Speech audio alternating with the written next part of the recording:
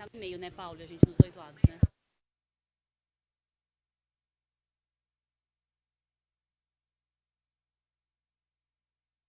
Oi, oi.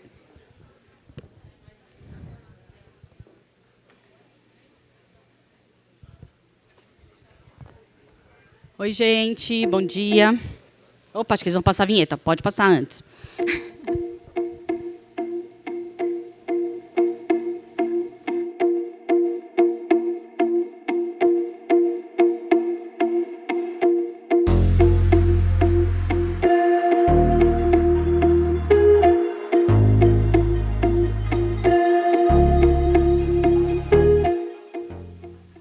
Oi, gente, bom dia de novo. Sejam todos bem-vindos ao nosso segundo dia. Obrigada, a presença de todos.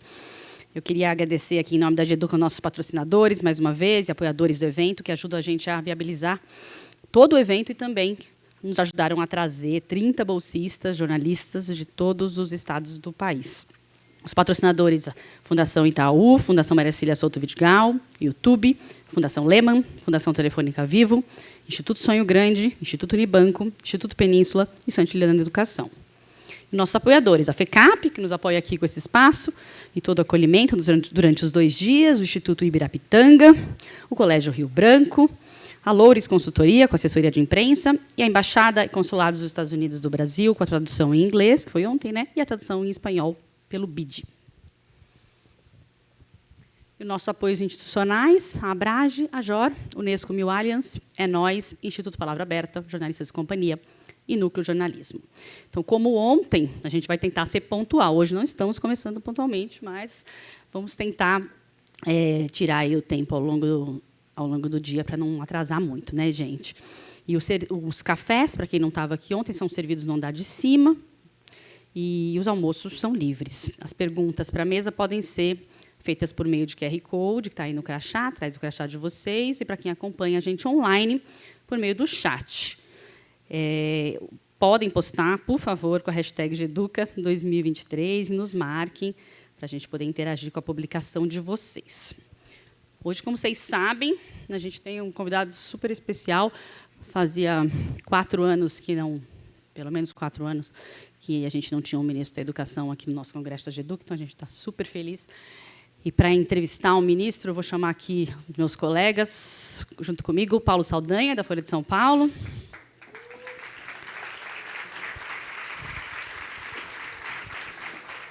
A Sara Rebeca Aguiar, colunista do Povo.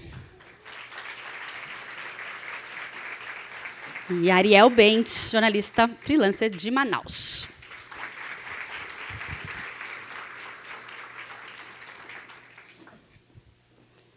E agora, o ministro da Educação, Camilo Santana.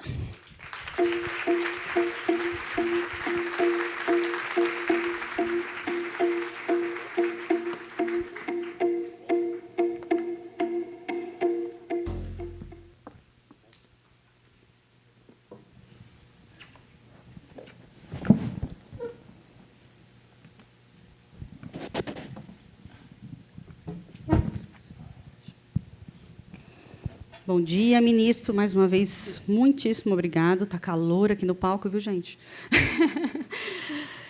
E eu queria mesmo, mais uma vez, agradecer muito a sua presença. A gente só teve uma vez, nesses 7 anos de Congresso, um ministro da Educação que veio ao Congresso, que foi o Rocieli Soares. E ele se gaba de dizer, viu, que ele foi o único ministro que veio, então agora o senhor pode usar isso também. E durante os últimos 4 anos do governo Bolsonaro, a gente só teve uma vez a presença de um secretário do Ensino Superior, e as outras tantas, inclusive, fomos ignorados, inclusive, no nosso convite. Sequer houve resposta sobre os nossos convites. Então, a gente está realmente muito contente, agradece muito a sua presença. Eu vou começar perguntando, logo de cara, como é que está o projeto de lei do novo ensino médio. Está pronto, ministro? Vai para o Congresso? Bom, primeiro, bom dia. Bom dia. Queria cumprimentar todos aqui em nome da Renata e parabenizar pelo encontro. Dizer que, para mim, é um prazer estar aqui com vocês e parabenizá-los pelo papel importante que vocês desempenham todos os dias em um tema que, para mim, é deve ser e tem que ser uma prioridade da nação, que é a educação, para que a gente possa, de uma forma crítica, construtiva, de avaliação das políticas públicas, para que a gente possa garantir a qualidade da educação nesse país. Então, a minha primeira palavra é uma palavra de dizer que, para mim, é um prazer estar aqui. Renata, fiz um esforço enorme para estar aqui em São Paulo, mas dizer pela importância que é esse evento de vocês e pelo tema que vocês desenvolvem. Cumprimentar também aqui em nome do reitor da Fundação da FECAP, o Edson Simone, queria cumprimentar todo esse espaço. Bom, a gente, como no novo ensino médio já estava em implementação no Brasil, a gente, por orientação do presidente, nós decidimos fazer uma consulta, ouvir professores, alunos, mais de 130 mil alunos foram escutados durante essa consulta, especialistas, e a ideia era construir uma proposta que fosse consensual, não consensual do ponto de vista, mas pudesse buscar reunir todas os questionamentos ou as melhorias que as entidades, os setores desejariam para o ensino médio. Até porque há alguma coisa errada no ensino médio. No último censo escolar, mais de 13% dos alunos do primeiro ano do ensino médio abandonaram a escola. Então, há algo... É o período que mais se abandona, ou de maior evasão escolar, no período do ensino médio. Muitas vezes pela necessidade do jovem de ter que trabalhar para ajudar a família. Então, a ideia era que a gente possa construir um ensino médio, esse é o desejo do presidente, que possa ter o melhor ensino médio para atrair o jovem, para garantir a sua permanência. É tudo que nós queremos. Inclusive, Fernanda, nós vamos agora encaminhar, além do projeto de lei que nós vamos encaminhar com as mudanças do novo ensino médio, que estão prontas. A gente vai agora estar sendo encaminhada para a Casa Civil. Estou aguardando o presidente voltar para apresentar as mudanças a ele, juntamente com o grupo... Está escrito já, ministro? Está escrito já o PL? Está escrito o PL, a proposta do PL. E tem lá aquelas 2.400 horas para formação básica, 2.100 no ensino técnico. As duas grandes mudanças da reforma, a proposta é o retorno às 2.400 horas da base comum curricular, uma opção do ensino técnico, que nós queremos estimular o ensino técnico. Até para vocês acompanharem o relatório da OCDE e viram o quanto o Brasil está distante, também nos dados do PNE, em relação ao cumprimento das metas em relação ao ensino profissionalizante, que é o ensino técnico profissionalizante, que, para mim, é uma das melhores opções para o ensino médio, é garantir não só a escola de tempo integral, mas uma capacitação, uma formação para esse jovem. Então, nós vamos estimular que as escolas, tanto na política que nós criamos de tempo integral, estimular o ensino médio integral, técnico profissionalizante, mas também estimular com o ensino médio as escolas, como o caso do Piauí, que quer garantir que todas as suas escolas, por exemplo, sejam técnicos profissionais. Aliás, lá é o maior percentual de alunos em ensino médio técnico profissionalizante do Brasil, é o estado do Piauí hoje. Então, a gente quer estimular. E outra grande mudança é a mudança nos itinerários, que nós estamos chamando agora de percursos, e que eles vão ser mais restritos, do ponto de vista... vão ser decididos por decisões do Conselho Nacional de Educação e pelo próprio MEC e pelo CONSED, as definições dos itinerários, que possam, inclusive, fortalecer também as matérias da Base Nacional Comum Curricular. Então, basicamente, nós não vamos mudar o Enem agora, a ideia é não mudar o Enem agora nos próximos anos, vamos deixar uma discussão para que seja feita agora... Próximos anos, o senhor disse? Anos no plural, então não vai ser... Anos, 2025, nem esse ano, não? Nem em 2024, e nós vamos deixar a discussão para dentro do novo PNE, que vai ser feito, vamos ter que reformular a partir do ano que vem, que vai ser o momento, eu acho, que vai abrir a discussão. Nós queremos fazer vamos fazer a nossa Conferência Nacional de Educação, retomar a Conferência Nacional, e vamos fazer uma grande discussão sobre o novo Plano Nacional de Educação, que vai definir as metas dos próximos 10 anos no Brasil. E aí sim vamos aprofundar. Mas a novidade também é porque nessa consulta, Renata, ela foi além da questão curricular. 80% dos jovens que participaram da consulta querem um ensino técnico profissionalizante. Então, isso é uma sinalização importante. E daí, então, a formação básica no ensino técnico vai ficar de 2.100 horas. A proposta de 2.100, lembrando que nós vamos ainda passar pela discussão do Congresso Nacional. Sim, a proposta de vocês. Essa discussão que nós fizemos ao longo desses meses, e que, claro, que será submetido ao Congresso. Tive a oportunidade de ir lá pessoalmente entregar as mudanças à época que foi finalizada a consulta. Mas agora o senhor vai quando? Não, agora, primeiro eu vou ao presidente. Mas esse mês ainda?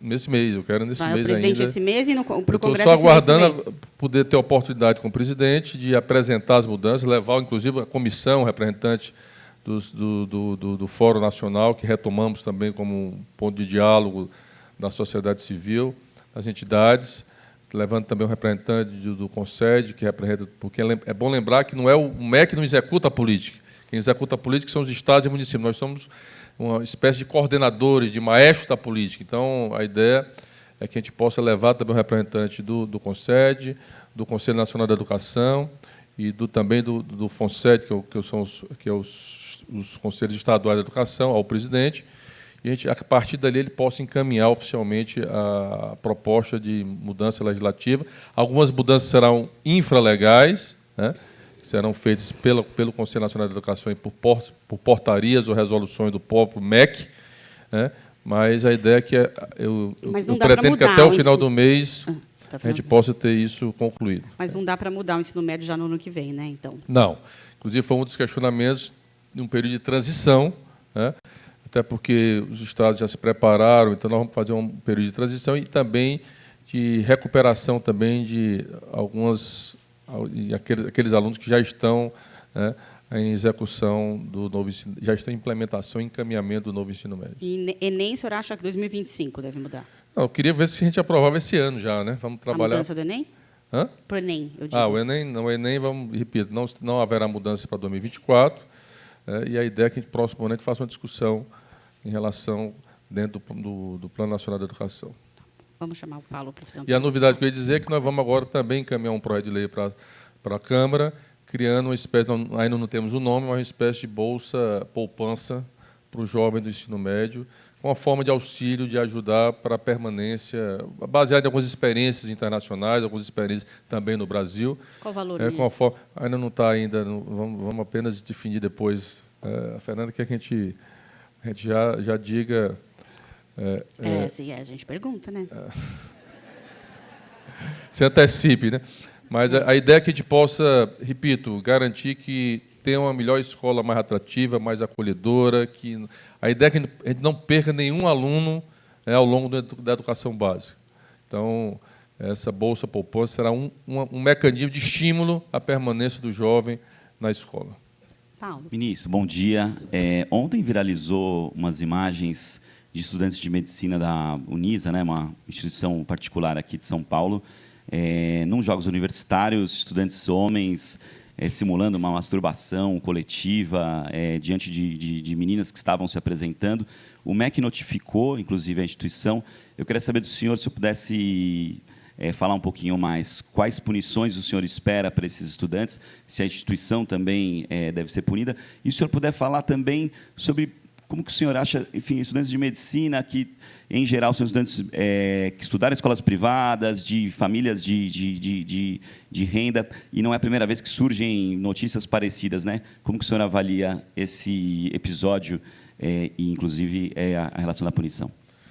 O primeiro episódio repugnante, inaceitável, um comportamento de um jovem, principalmente dentro de uma universidade, e um jovem que se pretende ser um médico que é cuidar das pessoas. Portanto, nós não só repudiamos, mas consideramos um fato inaceitável, e logo que tomei conhecimento, a minha primeira determinação foi que o MEC tomasse todas as medidas cabíveis, apesar de ser uma universidade privada, mas como o MEC tem o papel de regular o ensino como um todo, né, eu determinei de imediato, a Secretaria de Regulação do MEC notificou a faculdade, e a faculdade, inclusive, ontem mesmo se posicionou, né, emitiu, inclusive, uma nota e dizendo que estava expulsando 6 alunos que foram identificados da universidade. Então, eu não sei como é que passou tanto tempo para se tornar público isso, porque isso foi um fato ocorrido, se não me engano, em abril, né, mas, a partir do momento que se tornou o fato conhecido por parte do Ministério, nós tomamos as medidas, inclusive o presidente me ligou ontem de Nova York, preocupado com esse episódio. Eu inclusive, relatei para ele as medidas que nós tomamos em relação a isso. Né? Estamos aguardando a notificação oficial por parte da faculdade, para que a gente possa tomar as medidas cabíveis, já, né, nos antecipando ao fato de que a faculdade já informou que... Mas acho que não só é importante a expulsão dos alunos, mas também que eles possam responder, né, legalmente aos fatos ocorridos, que é lamentável. Nós não podemos imaginar um jovem com esse tipo de atitude, principalmente um jovem que pretende ser médico nesse país. Sara. Bom dia, ministro. Acho que vamos aqui tratar um pouco sobre o compromisso nacional Criança Alfabetizada. Né? Foi lançado em junho. É a sua grande bandeira, é a grande vitrine que traz, né, como referência. Como sou do Ceará também, minha atuação de Fortaleza. O previsto é que sejam 3 bilhões em 4 anos, com aplicação de 1 bilhão já em 2023. A promessa é que a gente tenha 100% das crianças alfabetizadas, né, ao final do 2º ano do ensino fundamental.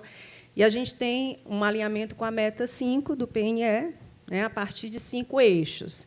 E aí tem o reconhecimento de boas práticas, os sistemas de avaliação, infraestrutura, formação de professores, gestão, governança. E aí, assim, vindo de lá, né, sabendo também, eu acho que sim, é um programa louvável, nós temos, de fato, né, às vezes, para onde eu vou, todo mundo me pergunta assim, por se é do Ceará, como é que é lá em Sobral, né? Como é que é Fortaleza, como é que é... E, de fato, né, sim, há avanços.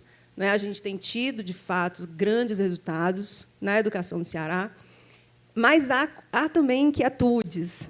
Né? Não só eu estou aqui também como jornalista, mas também como professora da educação básica, lá de Fortaleza, também como mãe de escola pública, né? E eu acho que há em alguns lugares de fala também, como pesquisadora também da área, né, dos anos iniciais, e algumas coisas nos inquietam também.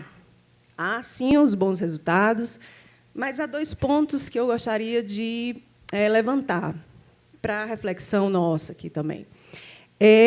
Ele fala muito da questão dessa criança alfabetizada, né, ao final do 2º ano do ensino fundamental. A gente sabe que os níveis de compreensão leitora, várias pesquisas já atestaram, que estão bem aquém daquilo que deveria ser, né, das nossas crianças brasileiras. Temos também, nós vivemos, por exemplo, eu vivi como mãe uma pandemia, né, da escola pública.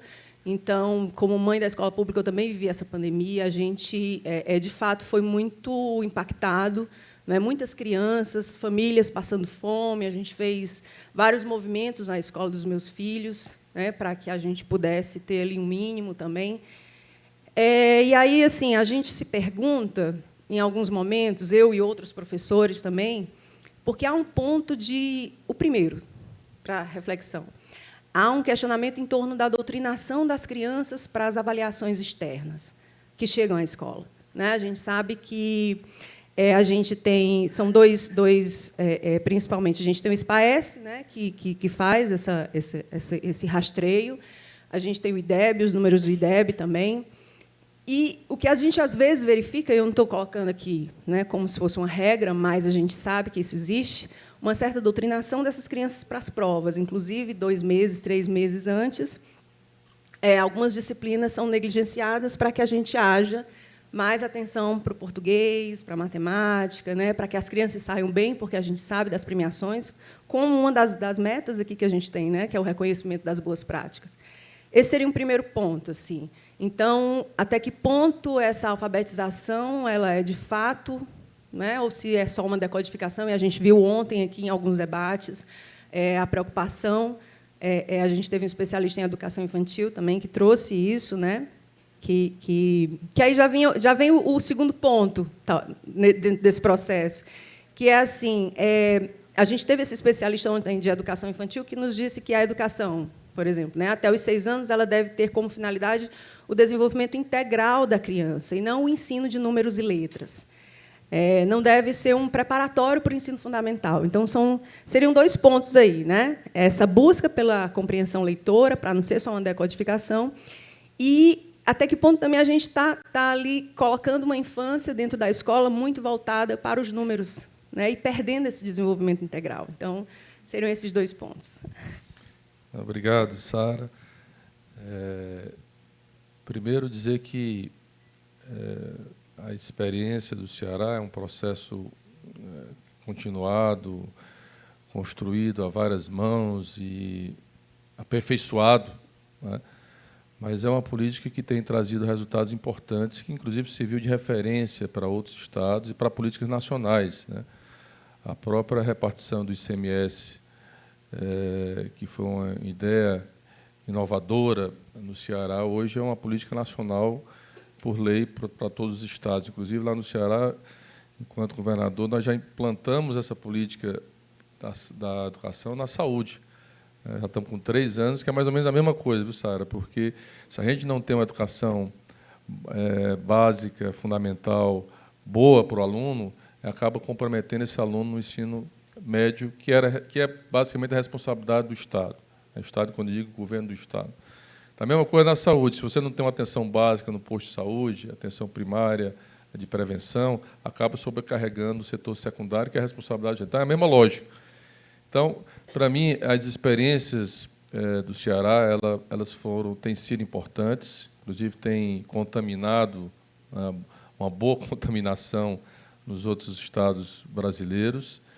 E, claro que precisa de avaliações, precisa de aperfeiçoamento, mas o ISPAES é uma avaliação do Estado. O que nós estamos querendo fazer a nível de Brasil é transformar essa experiência, que não é só mais no Ceará, são em vários estados do Brasil, numa política nacional, porque há diferenças muito grandes, regionais, estaduais e dentro do próprio Estado, nas 26 estados e o Distrito Federal desse país. Há uma desigualdade muito grande. O Brasil é um país muito desigual e é desigual também na área da educação, né? Você não pode comparar a região norte com a região sul, sudeste, nordeste, enfim.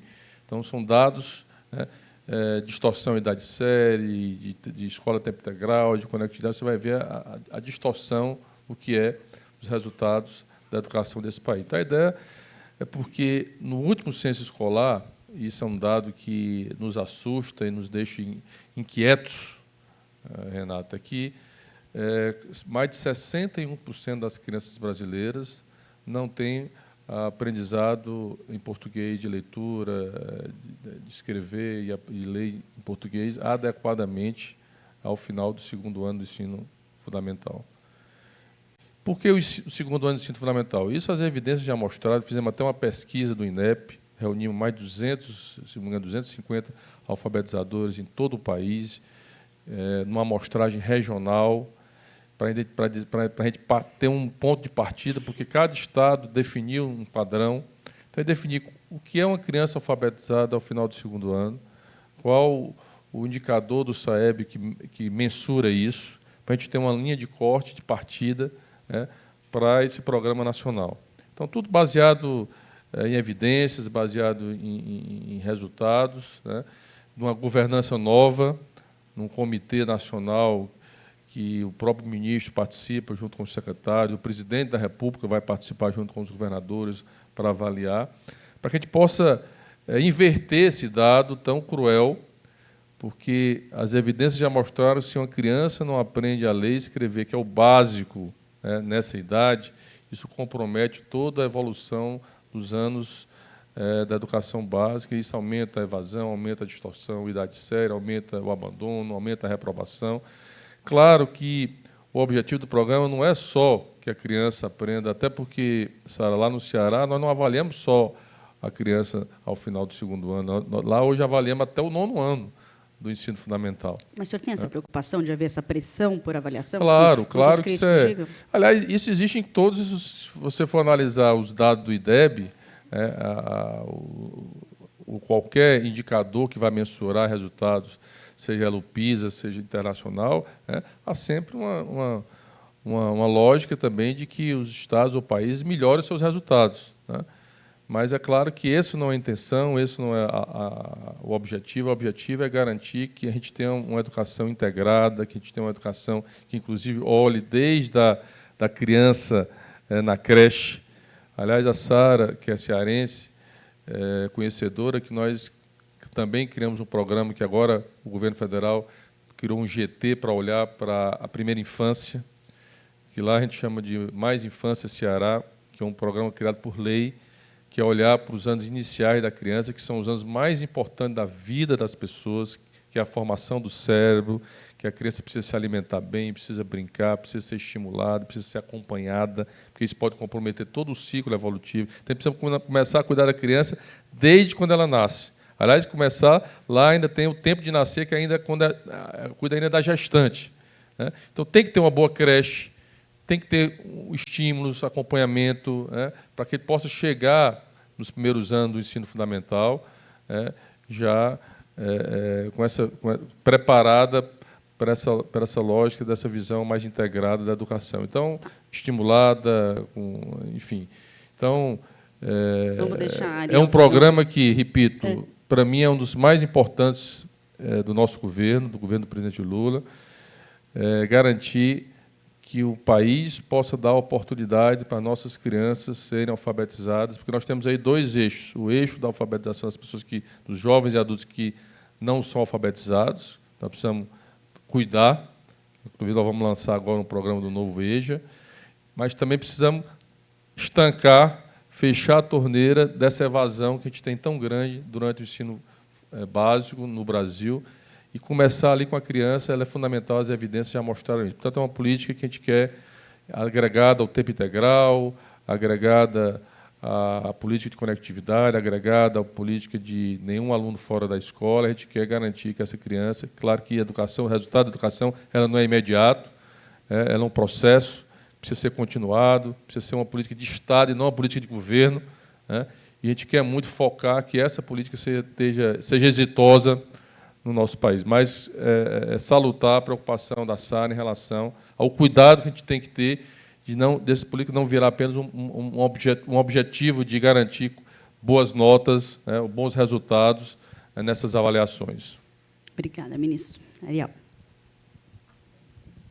Bom dia, ministra. A MP que organizou os ministérios, ela não cita a educação indígena, quilombola e de campo como competência, né, do MEC. E a Secretaria Especial de Educação Indígena é uma reivindicação do movimento há algum tempo. Eu não entendi, ela não cita onde?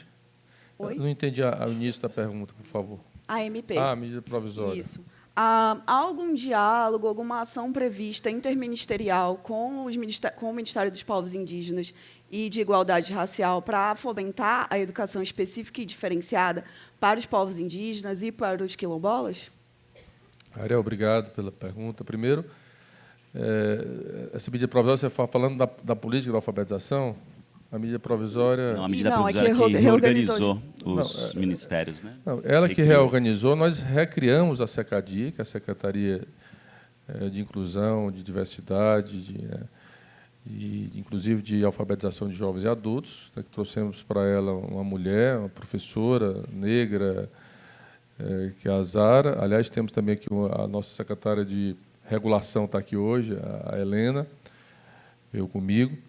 E recriamos todas as coordenadorias de olhar para as políticas das escolas dos povos indígenas, quilombolas, né? Inclusive, uma das primeiras ações que nós fizemos, porque, na realidade, o que nós fizemos também no início desse governo foi reconstruir o Ministério, reconstruir várias políticas. Uma delas, por exemplo, foi as bolsas de assistência estudantil, né? Que desde quando foi criado tinha havido um reajuste há 10 anos atrás. Nós reajustamos principalmente as bolsas de quilombolas, de indígenas, e o meu compromisso, o compromisso do MEC, Ariel, é que a partir de 2024 a gente já está garantindo no orçamento que nenhum aluno indígena ou quilombola desse país, nas universidades, deixe de ter uma bolsa de assistência estudantil para esses alunos. Nós queremos universalizar esse público a partir de 2024. Então, todos os desenhos das nossas políticas, elas incluem as ações de inclusão, de redução de desigualdade, de antirracismo, né? Isso tem sido articulado com a Aniele, do Ministério da Igualdade Racial, isso tem sido articulado também com a ministra Sônia, dos Povos Indígenas, com o ministro Silvio, dos Direitos Humanos, né? Aliás, quinta-feira nós vamos lançar o PAFO, que é a formação de professores, né? Que nós vamos, inclusive, incluir a formação focada nos professores das escolas indígenas, quilombolas, escola do campo. Então, já houveram várias reuniões, seminários, discussões de política nesse sentido, de pessoas com deficiência, na educação inclusiva, especial na perspectiva inclusiva, que nós vamos lançar, inclusive, a nova, focada ainda na política de 2008, mas nós vamos retomar essa política, né? Então, assim, o Ministério tem procurado construir essas ações, não só a partir da articulação, da reconstrução da estrutura do MEC, mas também articulado com os outros ministérios, né, do governo do presidente Lula. Ministro, tem chegado algumas perguntas aqui do nosso Aliás, colega. até porque a região da Amazônia é uma região que precisa ser olhada de forma diferenciada. Inclusive, estamos fazendo, porque há um custo amazônico diferente, há uma realidade diferente. Lá, todos os indicadores são indicadores hoje que precisam de um olhar mais especial do Ministério, para as escolas indígenas, para as questões de transporte escolar, para as questões da alimentação escolar, que, inclusive, a alimentação escolar, os senhores também têm conhecimento que há 6 anos não houve um reajuste por parte do governo federal. Foi uma das primeiras medidas que nós fizemos, foi garantir um reajuste que, em média, saiu 39%, né, da alimentação escolar nas escolas públicas desse país.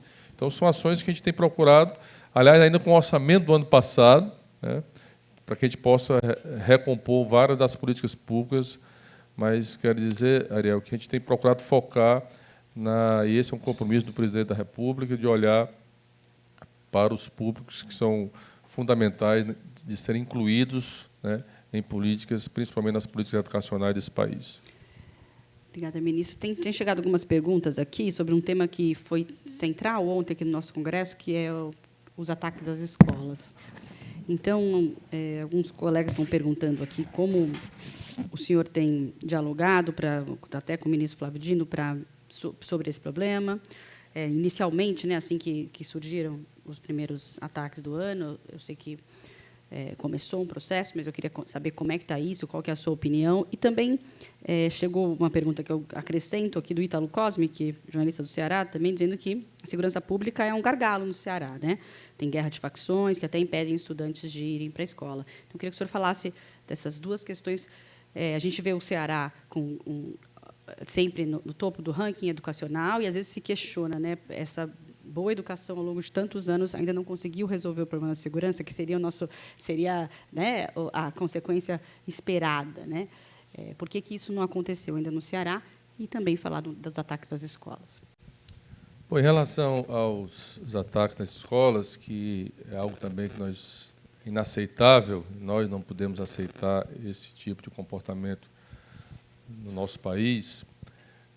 Primeiro, as medidas que o presidente tomou, que nós tomamos logo no início, que ocorreram, até porque, repito, isso não é uma coisa que aconteceu esse ano, já vinha acontecendo já, e eu sempre digo que isso é fruto também de um governo que estimulou muitas vezes o ódio, a intolerância, né? Isso influencia na vida das pessoas no dia a dia, né? Um governo que foi omisso na relação da educação, eu digo isso porque eu fui governador de um estado 4 anos, onde não havia a menor relação institucional, republicana, né, com o meu estado. E olha lá que era um estado que era referência na educação desse país.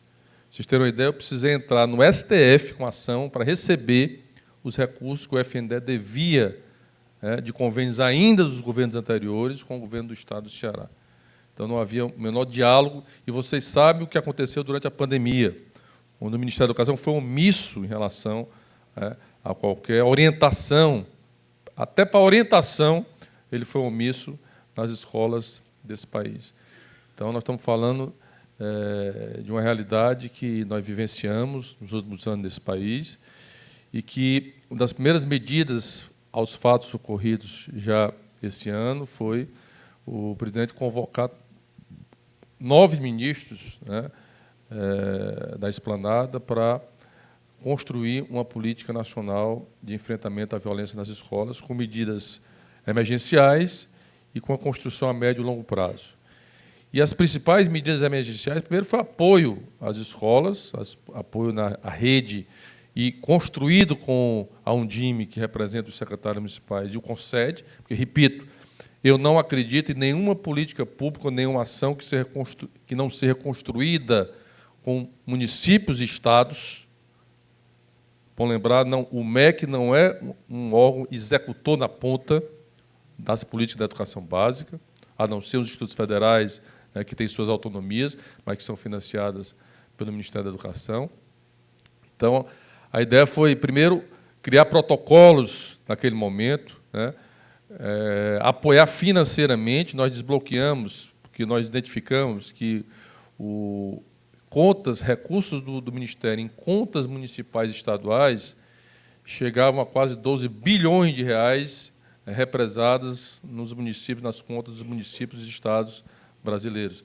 Em programas que já tinham sido encerrados, o dinheiro estava lá, principalmente do programa Dinheiro Direto na Escola.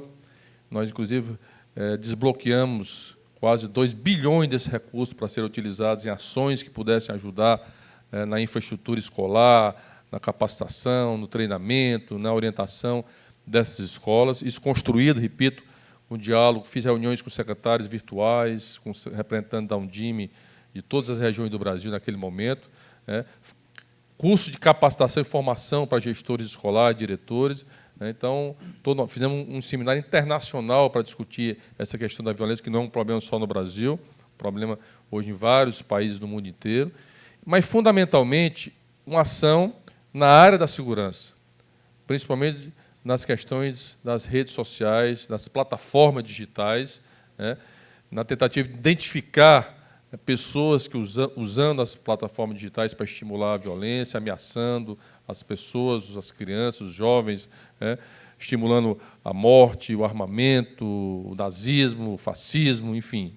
E foram centenas de pessoas que foram presas nesse período, no trabalho de identificação, de inteligência do Ministério da Segurança Pública, com os secretarias estaduais de segurança, municipais das capitais, para identificar. E isso intimidou muito, freou bastante as ações, mas nós precisamos estar atentos 24 horas a isso, porque, repito, isso se transformou numa coisa que é preciso combater fortemente. Então, e estamos agora, outubro é o prazo do decreto presidencial, que nós precisamos apresentar, e aí o Ministério coordenou esse processo, envolvendo vários ministérios, que nós precisamos apresentar agora, em outubro, a Política Nacional de Enfrentamento à Violência das Escolas, e que também demos todo o apoio ao projeto de lei que já foi aprovado pelo Senado, que está na Câmara, em relação também ao enfrentamento, um projeto que já estava lá em discussão há alguns anos, mas está sendo aprovado agora, fruto dos problemas que nós enfrentamos agora. Então, esse assunto da violência das escolas, nós estamos agora também construindo, está sendo finalizado com um programa chamado, ainda não tem o nome, mas baseado na justiça restaurativa, da cultura de paz nas escolas, no diálogo. É preciso fortalecer a questão psicossocial nas escolas, ter psicólogos, ter assistentes sociais, inclusive nós repassamos recursos para estados e municípios para tentar estruturar, se não pode numa escola, mas cria ali na rede daquela escola, daquelas escolas, de forma regional, mas é fundamental apoiar, identificar dentro da escola um jovem ou uma criança que precisa de apoio, precisa de orientação, precisa de ajuda, a relação da escola com a família, porque a escola ela extrapola os muros da escola. Ela precisa construir uma relação com a comunidade, com o bairro, com as famílias dos alunos.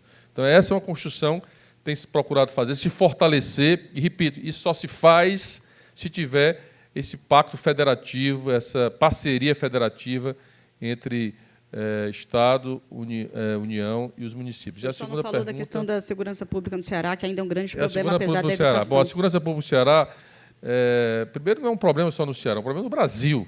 O Brasil, repito, foi omisso, e eu, como governador do Estado, fui muito forte em relação a isso, dizer que o Brasil precisava construir uma grande política nacional. Aliás, fui um defensor do Sistema de Segurança Pública, o SUSP, Sistema Único de Segurança Pública, que foi aprovado, se não me engano, há uns 5, 6 anos atrás, que o governo também passado foi omisso nesse sentido, porque o que nós estamos vivendo no Brasil chamamos um problema de tráfico de droga, né? E o Brasil não é produtor de droga, não é um grande produtor de droga. A droga entra pelo Brasil, entra pelas nossas fronteiras.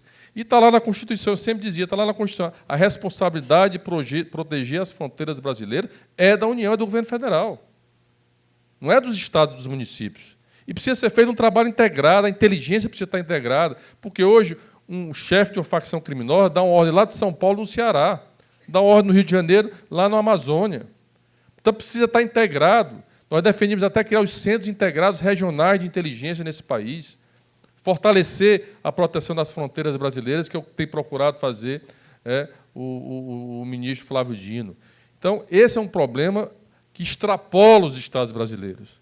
Mas quero dizer que, do ponto de vista de investimentos em segurança pública, que eu não acredito que seja a única solução, mas precisa ser feito.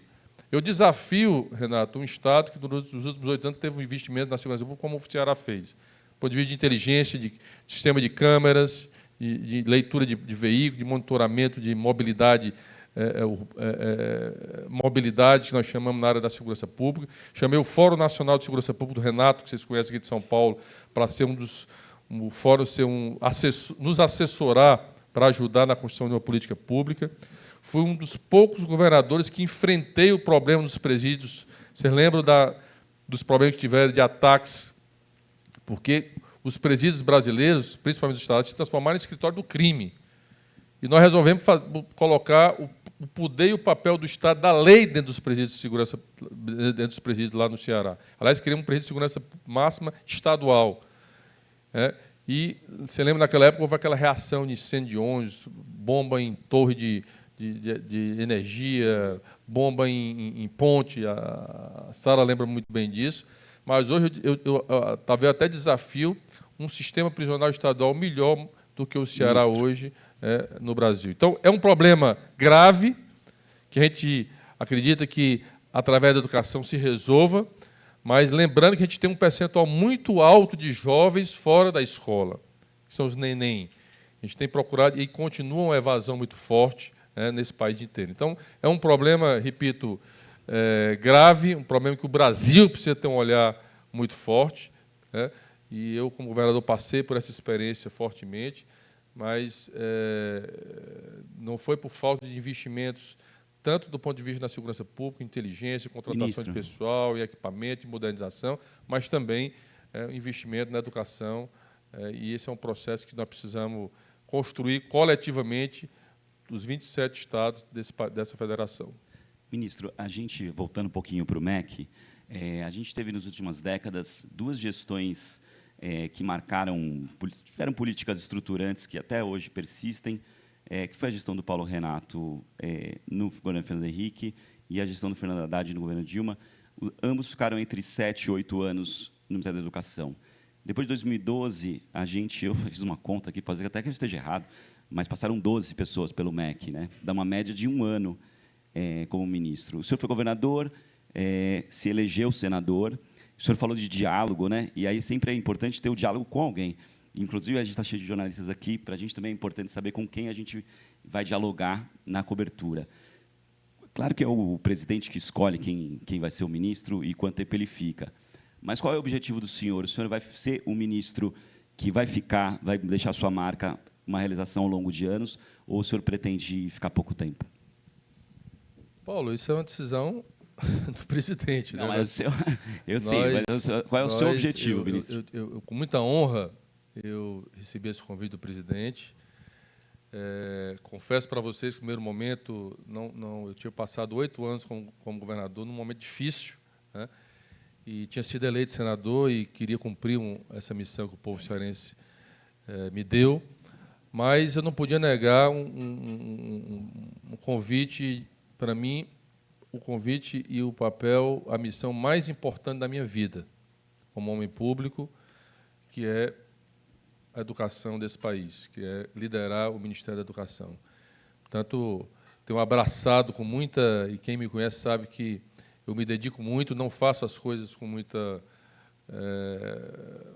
vamos dizer assim, as minhas coisas são muito planejadas, muito focadas, e a educação precisa ser isso, não é com imediatismo, não é com muita fanfarra, precisa ter foco, precisa ter planejamento, precisa de diálogo.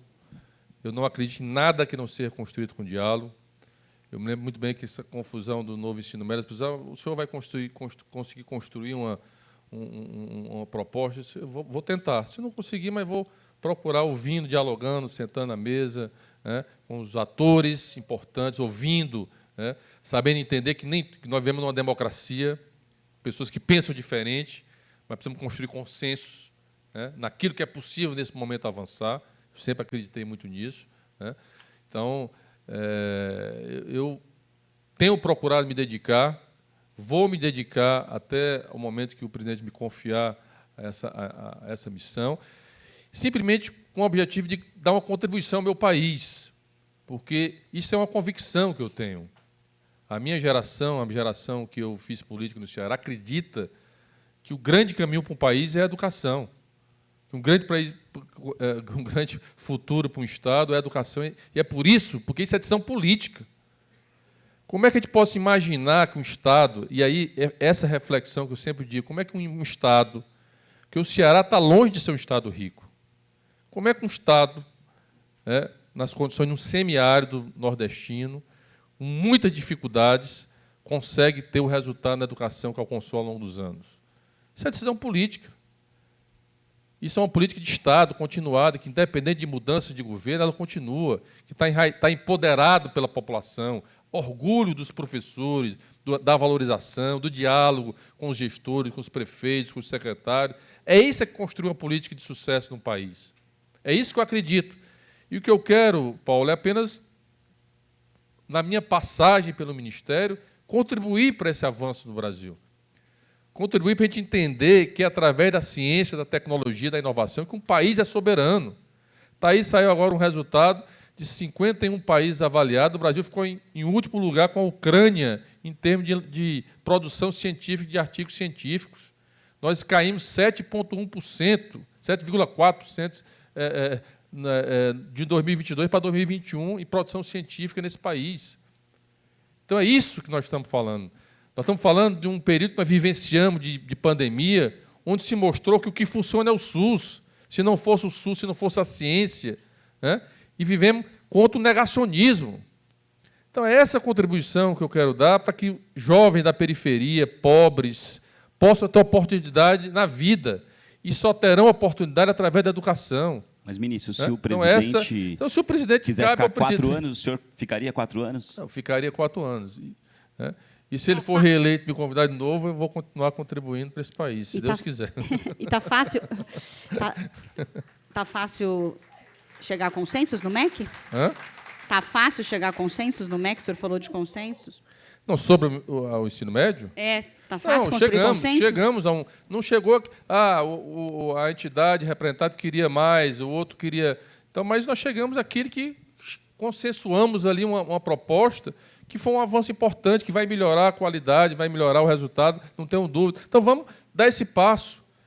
Daqui a 1 ano, 2 anos, 3 anos, vamos avaliar e dar outro passo. Tanto que a gente possa dar passos que melhorem.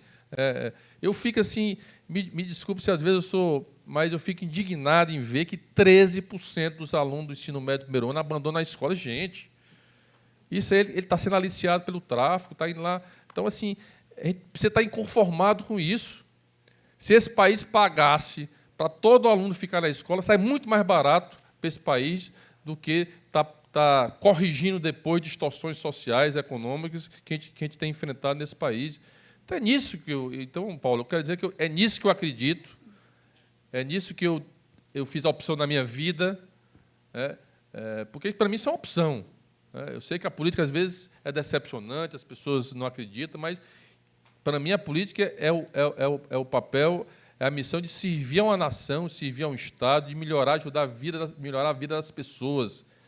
O Brasil é um dos países mais desiguais do planeta, gente. Do planeta. E é por isso que eu acredito tanto nesse governo, no governo do presidente, pela sensibilidade que ele tem nas pessoas que mais precisam, mais pobres, de tirar de novo o Brasil do mapa da... Como é que eu quero que uma criança, um jovem, aprenda bem na escola se ele passa fome? Não consigo imaginar isso. Né? Aí como é que um governo passa 6 anos sem dar um reajuste de uma merenda escolar para uma criança nesse país, que aí é pouco a contribuição. Apesar de seu volume ser grande, nós ampliamos de 4 bilhões para 5 bilhões e meio esse ano, mas ainda é pouco a contribuição que a gente dá lá, porque é muito mais cara a alimentação lá na escola, que tem que ser complementada pelo município ou pelo Estado. Mas esse é o mínimo que um país precisa dar, garantir. Quando eu defendo a escola a tempo integral, é porque é outra realidade. Uma escola com infraestrutura, que a criança e o jovem tenham vontade de estar na escola, que não precisa estar o pai obrigando para ir para a escola todo dia quando está acordar, que ele queira estar na escola, que ele queira despertar para o mundo, ter uma visão de criatividade, né, de olhar de forma crítica ao mundo. Então, essa é a escola que nós queremos, e, para mim, a escola tempo integral é a escola que o aluno passa o dia lá, faz um curso de informática, faz uma atividade física, faz um curso de língua, de música, aprende a tocar violão, descobre-se as vocações de cada um, os artistas que nós temos nesse país, espalhados pelo nosso país inteiro. Então, é isso, repito, que eu acredito que espero poder dar essa contribuição ao longo, que eu sempre digo, nós estamos aqui numa passagem, todos nós, e a gente dá uma contribuição naquilo que a gente faz a nossa escolha. Vocês, jornalistas, dão uma contribuição na vida de vocês, na profissão que vocês fazem, fazendo a crítica, a reportagem construtiva, mostrando os números, as diferenças, as desigualdades, o que precisa melhorar, o que precisa avançar. Por isso que eu vim aqui hoje, Renato. Eu vim aqui hoje para dizer que o papel que você desempenha é fundamental para a consolidação e garantia da redução da desigualdade desse país. Portanto, a minha vinda aqui é uma demonstração de respeito, e quero dizer aqui a vocês que vocês têm um papel fundamental para a construção de uma melhoria da educação nesse país. Muito obrigada, ministro. A gente passou do tempo, mas valeu a pena, né, gente? Obrigada mesmo. Obrigada aos colegas. Obrigado, ministro. Já acabou?